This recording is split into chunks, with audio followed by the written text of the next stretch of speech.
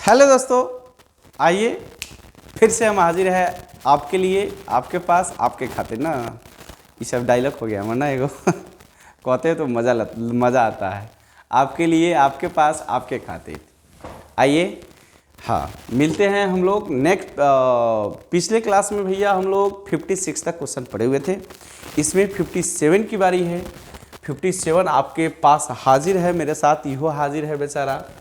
करें integral of dx upon 1 plus cos x. ठीक है, आइए इसको देखते हैं।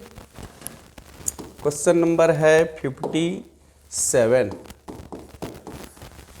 क्वेश्चन नंबर 57, करें integral of dx upon 1 plus cos x. ठीक है, इसको करेंगे क्या आप? फार्मूला अप्लाई करे का मन कर रहा है तो मारिए धड़ाक से फार्मूला लगाइए। साइन एक्स रहता तब ना उसमें थोड़ा सा प्रॉब्लम क्रिएट होता है, उसमें सोचना समझना पड़ता है। इसमें तो कुछ सोचना समझने की बातें नहीं है। फार्मूला अप्लाई करिए, काम खत्म। तो 1 प्लस कॉस एक्स का फार्मूला याद करिए, क्या होता है? 2 कॉस स्क्वायर, प्लस रहता है तो कॉस होता है, माइनस रहता है यहाँ पे तो साइन हो जाता है। एंगल का आधा हो जाता है भैया x/2। ठीक है, 1/2 साइड में रखेंगे dx और इसको खत्म करिए हेड ने। 1/cos इक्वल आप जानते हैं sec स्क्वायर एक्स ना, अब dx। ठीक है, 1/2 को साथ ही रखिए और sec स्क्वायर एक्स का इंटीग्रेशन कथी? tan x का डी sec स्क्वायर एक्स, तो sec स्क्वायर एक्स का इंटीग्रेशन क्या? tan x। तो इसका इंटीग्रेशन हो जाएगा भैया tan x। एंगल देखिएगा जरा, 1/x/2 है तो एंगलवा से डिवाइड करते हैं ना, याद आ रहा है? 1/2 आप प्लस में कोई इंटीग्रल कांस्टेंट के, हाई देखिए ये शहीद हो जाएगा नहीं, बचा क्या हम लोगों का? tan x/2 plus integral constant के, काम खत्म। tan x/2 ऑप्शन मिलाया जाए, क्या बात है, फर्स्ट ही ऑप्शन दिया है ए, यानी 57 का ऑप्शन आपका कौन सा सही हो गया? ए। ठीक है, सब फॉर्मूला सब आसान आसान है ना भाई। आगे 58 की बारी है। 58 को देखा जाए। 58 क्वेश्चन है इंटीग्रल ऑफ, लिमिटिंग वैल्यू है, डेफिनेट इंटीग्रेशन है a से b और x⁵ ऐसा क्वेश्चन हम लोग पिछले क्लास में पढ़ चुके हैं। ठीक है, पहले क्या करेंगे, इसका इंटीग्रेट कर देंगे। x⁵ का इंटीग्रेशन क्या हो जाएगा? x⁶/6 लिमिटिंग वैल्यू माथे पे रखेंगे ना। अब 1/6 तक कांस्टेंट है ना, एक बाहर कर लो। x⁶ और लिमिटिंग वैल्यू कहाँ से कहाँ तक? a से b तक। अब एक बार क्या करते हैं, एक बार ऊपर वाला x की जगह पे एक बार ऊपर वाला, एक बार नीचे वाला। तो 1/6 इंटू x की जगह पे एक बार b का पावर 6 है, b है हाउ 6 है, माइनस फिर x की जगह पे एक बार a, तो a के पावर 6 हो गया फाइनल आंसर। ऑप्शन मिलाइए, b के पावर 6 माइनस a के पावर 6 है। देखिएगा ससुरा, गलती ऑप्शन जरूर दिए रहता है। b के पावर 6 माइनस a के power 6, option number B is correct. यानी इसका भैया ऑप्शन कौन हो गया आपका? बी ना। आसान आसान है ना सब। आइए नेक्स्ट क्वेश्चन। नेक्स्ट क्वेश्चन हम लोग का 59 नंबर कह रहा है integral of dx upon x² minus a²। क्या बात है, दिस इज फार्मूला कि this is question? This is formula, यह फार्मूला है। कौन सा क्वेश्चन? 59 number question. इसको मिटाते हैं।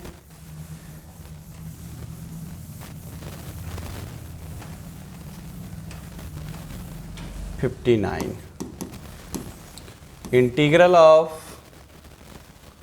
dx upon x² minus a²। इसका ये फार्मूला है। फार्मूला क्या होता है? 1/2a log x माइनस, देखिए यहाँ पे x माइनस a ना है तो इसी का फैक्टर हो जाता है। x माइनस a या बटा के कथी? x प्लस a प्लस को इंटीग्रल कांस्टेंट के, काम खत्म। ये क्वेश्चन नहीं है, फार्मूला है भाई, जो आपको पढ़ना है NCERT 7.4 में, इंटीग्रल्स ऑफ रेशनल फंक्शन में। देखिए तो 1/2a हाई ऑप्शन गलती, हाई ऑप्शन गलती। 1/2a लॉग, देखिए ये प्लस कर दिया इसलिए गलती है।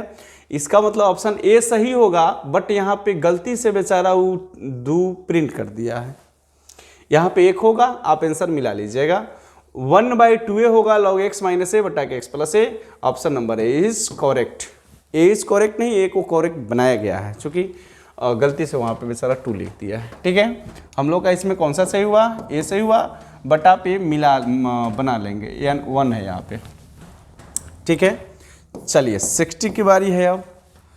क्वेश्चन नंबर 60, क्वेश्चन है आपका cos 2x dx upon sin x plus cos x। ये भी आपके बुक का ही क्वेश्चन दिख रहा है ना, होल स्क्वायर, हाँ होल स्क्वायर भी है। चलिए तो करेंगे क्या, यहाँ पे सबसे पहले cos 2x का फार्मूला लिख लीजिए।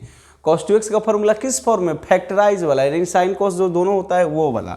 क्या होता है? cos स्क्वायर x इसका आधा माइनस क्या, साइन स्क्वायर x। ठीक है, dx upon sine x plus cos x ये रहेगा, इसका होल स्क्वायर रहेगा ही। अब A square minus B square, A plus B into A minus B, यानी cos x plus sine x into cos x minus sine x। इसको तोड़ लिए हम लोग। ठीक है, अब फायदा क्या होने वाला है भाई हम लोगों को? फायदा होने वाला यही है, सॉरी साइन x है तो cos x होगा। cos x का होल स्क्वायर एगो मरने वाला है, देखिएगा sine x plus cos x same नहीं है, तो ये को पूरा नहीं मरेगा, एगो पावर खत्म होगा, एगो बचा, देखिएगा cos x minus sine x upon sine x plus cos x हो गया, देखिएगा dx। अब याद करिए जरा, थोड़ा सा दिमाग लगे। साइन x का डीसी cos x का डीसी माइनस साइन x, नीचे का डीसी ऊपर है कि ना? ये सब कुछ जो फॉर्म है ना, डायरेक्टली ससुरा सबको याद रखिए। अब बताइए तो इसके बाद इसको पुटा पुटी करिएगा तो 3-4 लाइन बेकार के लिखना पड़ेगा ना, तो ये सबको डायरेक्टली याद करिए। ऑब्जेक्टिव है, 2 नंबर का भी रहता तो वही काम करना पड़ता, कर लीजिएगा, कोई दिक्कत नहीं है। तो नीचे का डीसी ऊपर है तो इंटीग्रेशन क्या हो जाएगा? डायरेक्टली लॉग ऑफ नीचे वाला, यानी sine x plus cos x plus integral constant के रहा आपका फाइनल आंसर। आंसर मिलाइए, log of sine x plus cos x. गलती कौन सा option? B number option is correct. पहले ही सब गलती दिया है डी भी गलती है, यानी आपका 60 का ऑप्शन कौन सा हो गया भैया? बी। काम खत्म। देख लीजिए क्वेश्चन को अच्छा से। अब बारी है हम लोगों को 61 का।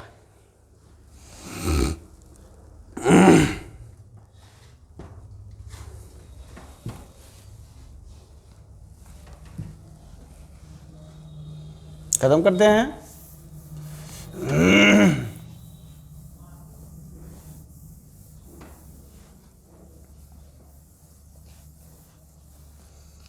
मिलते हैं हम लोग 61 से, इसमें 60 तक कर लिए। ठीक है, 61 नंबर क्वेश्चन। 61 नंबर क्वेश्चन करा है integral of 1 plus log x का होल स्क्वायर अपॉन में एक्स dx। क्या बात है, ये 7.2 के क्वेश्चन जैसा नहीं है भाई। उसमें दूगो हम बात बताते हैं क्या कौन सा फंक्शन बड़ा फंक्शन है और किसका डीसी कौन है। ठीक है, यही तो पूरे 7.2 में इसी का खेला है, पुटापुटी। हम उसका नाम ही दे देते हैं पुटापुटी। तो इसमें देखना क्या रहता है, बस दूगो बात की ध्यान देना है आपको, कौन सा बड़ा फंक्शन है और किसका डीसी कौन है। अगर दोनों बात एक साथ फॉलो करता है तो बहुत अच्छा, नहीं तो कम से कम दोनों में से एक बात फॉलो होना चाहिए। जैसा कि आप देखिए यहाँ पे बड़ा फंक्शन भी देखा जाए तो इससे बड़ा फंक्शन इसमें नंबर ऑफ टर्म्स ज़्यादा है ना। इसका जरा डीसी भी देखिए ना, 1 का डीसी 0, लॉग एक्स का डीसी 1, दोनों बात फॉलो हो रहा है कि नहीं हो रहा है। तो आप इसमें सिंपल सा पुट कर लीजिएगा, पुट 1 प्लस लॉग एक्स को क्या जेड, काम खत्म। 1 का डीसी। अब क्या करते हैं भैया, डिफ्रेंशिएट में करते हैं ना। अरे चलिए सबको मिटा देते हैं। क्या पुट करना है आपको, पुट करिएगा 1 प्लस लॉग एक्स को जेड। अब क्या करते हैं, डिफ्रेंशिएट ना विथ रिस्पेक्ट टू x। 1 का DC 0, काम खत्म। log x का DC 1/x से dx, z का डिफरेंशियल dz, काम खत्म। अब देखिए फायदा क्या, dx बट्टा x के जगह पे हम लोग रख सकते हैं डायरेक्टली dz। अब इंटीग्रल तो भैया हम लोग का चेंज होगा ना, dx बट्टा x के जगह पे डायरेक्टली इतना के जगह पे क्या रख सकते हैं dz, और 1 प्लस log x को आपने माना है z, तो ये z का होल स्क्वायर, काम खत्म। z स्क्वायर का इंटीग्रेशन क्या हो जाएगा, पावर 1 बढ़ जाएगा, उसी पावर से भाग कर देंगे, प्लस कोई इंटीग्रल कांस्टेंट k जोड़ देंगे। फाइनल आंसर क्वेश्चन था हम लोगों का x में, हमने z में दिया है, दिस इज नॉट उचित, ठीक है।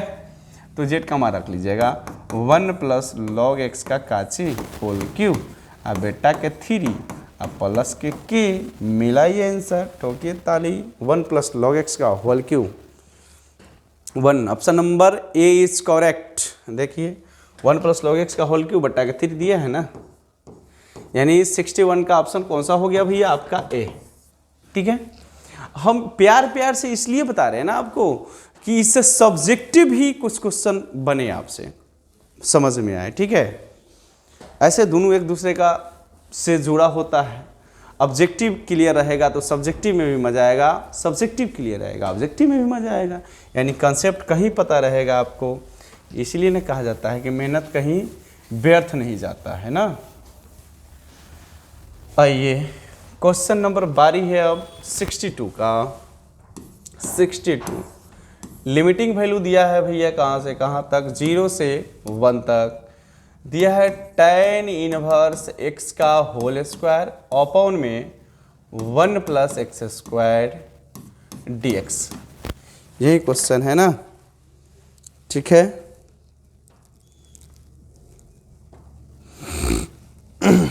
आइए जरा इसका DC नीचे नहीं है क्या, है ना, तो इसका DC डायरेक्टली चाहे तो बना सकते हैं ना भैया। इसका DC डायरेक्टली है ही है, तो इसको z मानिएगा तो z स्क्वायर हो जाएगा। z स्क्वायर का इंटीग्रेशन क्या होगा, z क्यू हो जाएगा। वैसे करने का मन नहीं है तो आइए हम लॉन्ग मेथड से ही बता देते हैं। पुट कर लीजिएगा यहाँ पे tan इनवर्स x को क्या z, तो डिफ्रेंशिएट करिएगा भैया, क्या हो जाएगा, tan इनवर्स x का DC 1/1 plus x square dx equal dz हो गया। अब यहाँ पे आप क्या पुट कर सकते हैं, इंटीग्रल हम लोग का बदलेगा, इतना बेचारा के जगह पे खाली अकेले dz हो गए। और ये tan इनवर्स x को आपने z माना है तो पावर 2 है, तो इतना रहबे करेगा ना भैया। z स्क्वायर का इंटीग्रेशन पावर 1 बढ़ जाला ना, वही पावर से भाग दिया जाला। कुछ गलती तो नहीं की हम लोग, सारा सर गलती किए हैं ना। लिमिटिंग वैल्यू कहाँ से कहाँ था, 0 से 1 था, तो लिमिट चेंज करे कि नहीं करे ये बताइए। लिमिटिंग चेंज कर नहीं करिएगा तो फिर से आपको z में रख कर, z का वैल्यू रख करके रखना पड़ेगा। चलिए अब यहाँ बना दिए हैं, यहाँ पे तो हम चेंज नहीं करते हैं, ठीक है। लिमिटिंग वैल्यू कहाँ से कहाँ रहेगा, 0 से 1 तक। अब 1/3 कांस्टेंट है, z का मान जरा रख लीजिएगा। z किसको माने थे आप, tan इनवर्स x को, tan इनवर्स x 0 से 1 तक, ठीक है। यहाँ पे लिमिटिंग वैल्यू हम लोग चेंज कर लिए रहते तो डायरेक्टली यहाँ पे z की जगह पे 1 रख देते हैं, लेकिन नहीं चेंज किए हैं, जिसके चलते z को tan इनवर्स लिखना पड़ रहा है। 1/3 ये तो याद होगा, ऊपर वाला माइनस नीचे वाला, z tan इनवर्स x की जगह पे एक बार 1, ठीक है। अरे अरे अरे क्यों न है, रुक जाइए, हाउस माउज हो जाएगा, रुकिए मिटा देते हैं। होगा क्या, z के मान रखना है तो tan इनवर्स x हो गया z का मान, अब पावर 3 ही तो रहेगा ना भैया 0 से 1 तक। अब क्या करना है, x की जगह पे एक बार 1 रखना है, एक बार 0 रखना है, तो tan इनवर्स 1 का whole cube minus tan inverse 0 का होल क्यूब, काम खत्म। अब हो गया tan इनवर्स 1 का वैल्यू π/4 और एक होल क्यूब, जरा ध्यान से, माइनस 0 का पावर कुछ हो, 0 भी ना हो तो वह काम खत्म, कथी लिखा गया। अब देखिए इसका क्यू करिएगा तो ऊपर तक पाई क्यू ही रहेगा, अब बटा के 4 है तो 4 का क्यूब, 1 2 3 4 चौका 16 चौका कितना हो जाएगा 64, काम खत्म, हो गया आंसर। पाई क्यू बट्टा 64, पाई क्यू बट्टा 64, क्या बात है, कुछ गलती गलती गलती गलती गलती। आज देखिए गलती ऑप्शन भी दिया है ससुर, आए देखिए पाई क्यू बट्टा 64। हम लोग मिस क्या किए हैं भैया, यहाँ 1/3 रहते तो यहाँ 1/3 गायब थोड़े ना हो जाते, यहाँ 1/3 गायब ना हो जाता। अब क्या होगा, इसमें 64 में 3 से गुना कर लीजिए, काम खत्म, यानी आंसर बदलेगा पाई क्यू बटा के 64 तिरका 3 चौका 12 के 2, हाथ में 1 और 6 तिरका 18 1 19, पाई क्यू बट्टा के 192। देखिए option number C is correct.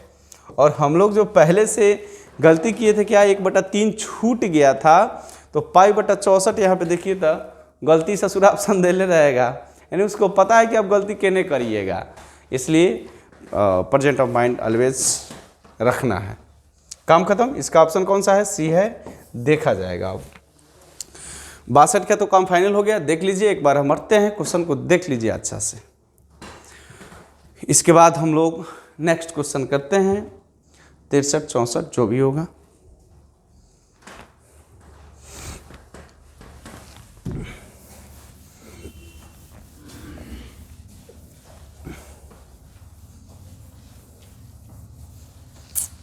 ऊपर लेते हैं हम लोग इसको, चलिए बस बहुत जल्दी ख़त्म भी होने वाला है। हम लोग 62 नंबर क्वेश्चन करे थे, अब 63 की बारी है। 63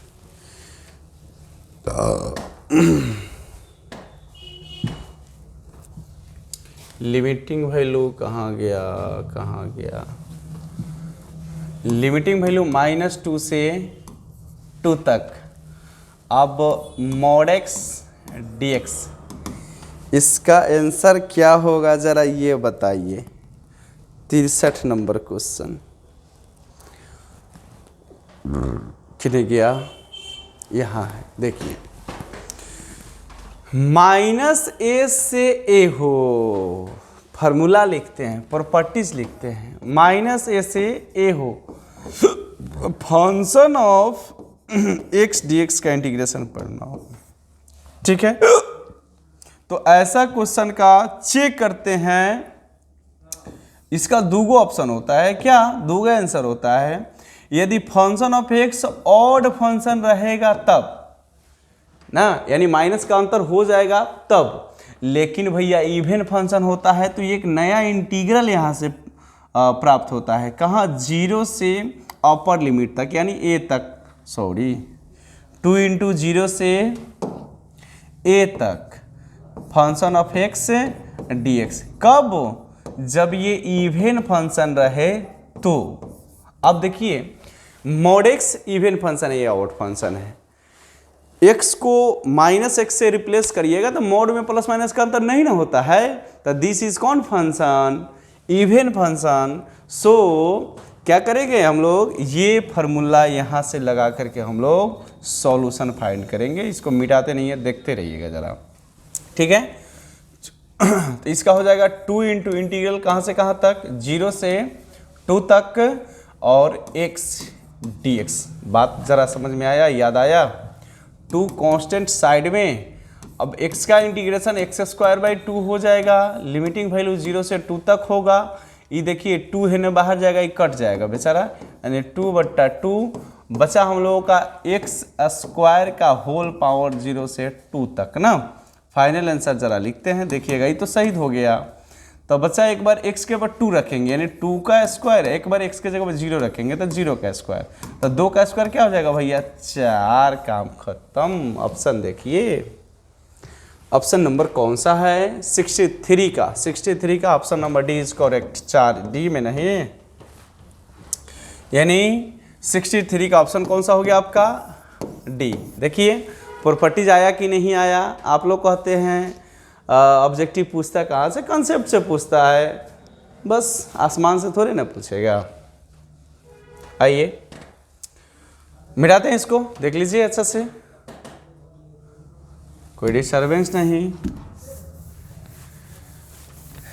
इसके बाद 63 के बाद 64 की बारी है ना, 64। 64 नंबर क्वेश्चन है क्या, 0 से π/4, हाँ, sec square theta d theta, क्या बात, इतना बकलोल वाला ही बात है, क्वेश्चन थोड़े है, तो फार्मूला है। सेक स्क्वायर एक्स का इंटीग्रेशन करती tan x, यहाँ पे थीटा है तो tan थीटा हो जाएगा। लिमिटिंग वैल्यू कहाँ से कहाँ तक, 0 से π/4 तक। एक बार रखेंगे ऊपर वाला यानी tan π/4 और माइनस नीचे वाला tan 0, काम खत्म। और tan π/4 का वैल्यू 1 और tan 0 का वैल्यू 0, यानी 1 - 0 1, फाइनल आंसर, काम खत्म। ऑप्शन मिलाइए, option number B is correct. इसका ऑप्शन कौन सा होगा, बी, यानी 64 का ऑप्शन कौन हुआ, बी। आगे बारी है 63 की, क्या बात है, सॉरी 65 की, 65। इंटीग्रल ऑफ e के पावर 3x dx, ये प्यार वाली बात है, क्या बोलते हैं, दिल वाली बात, दिमाग वाली बात नहीं है। एक्सपोनेंशियल फंक्शन का डीसी चाहे इंटीग्रेशन हम लोग जानते हैं कि सेम होता है, लेकिन ऑलवेज याद रखिएगा कोफिशिएंट ऑफ एक्स के ने नीचे प्लस इंटीग्रल कांस्टेंट के, काम खत्म। याद रखिए, ससुरा सा के सोल्व थोड़े करना, डायरेक्ट आंसर लिखना है। देख लीजिए एक बार, एक्सपोनेंशियल फंक्शन का डीसी हो चाहे इंटीग्रेशन हो सेम, ठीक है। अब बस डीसी में थोड़ा सा याद रखना, डीसी में कोफिशिएंटवा से गुना करना है और इंटीग्रेशन में कोफिशिएंटवा से क्या करना है, भाग करना है, काम खत्म। देखिए भाग किए हैं। ऑप्शन में लाइए e के पावर 3x, e के पावर 3x/3 प्लस के, option number D is correct. देख लिया जाए 65 का ऑप्शन नंबर डी। सर कितना देर हुआ, हाँ, अरे बाप, ठीक है, रहने देते हैं, मिलेंगे हम लोग नेक्स्ट क्लास में। Okay, all the best, bye bye.